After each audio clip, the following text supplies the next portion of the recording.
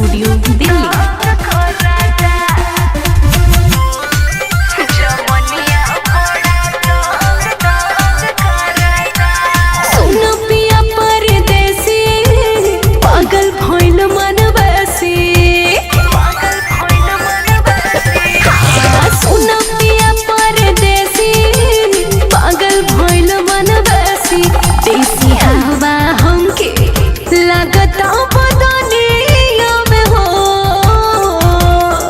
देसी हवा हमके लगता बदनिया में हो, जवनिया बड़ा तंग करता। देसी हवा हमके लगता बदनिया में हो, जवनिया बड़ा तंग करता। जवनिया बड़ा तंग करता।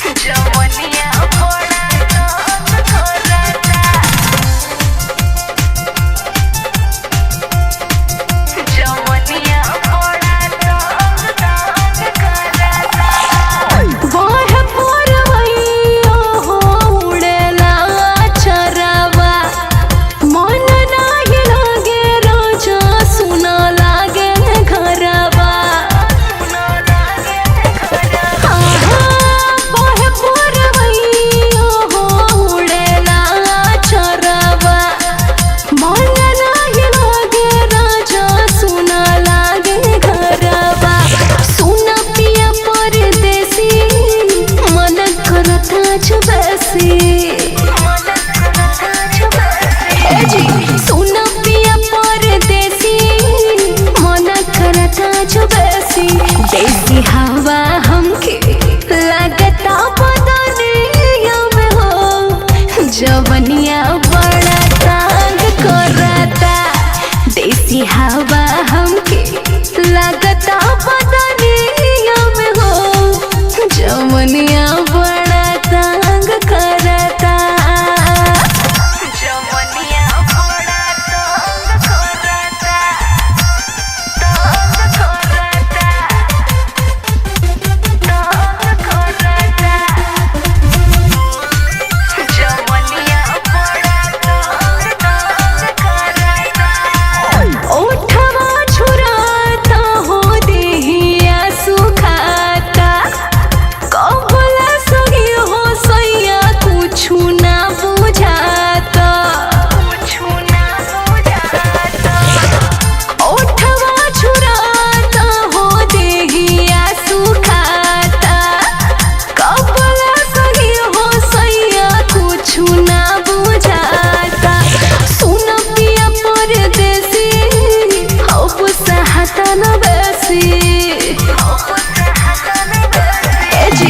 सुना पिया परदेसी अब सहता न वैसी।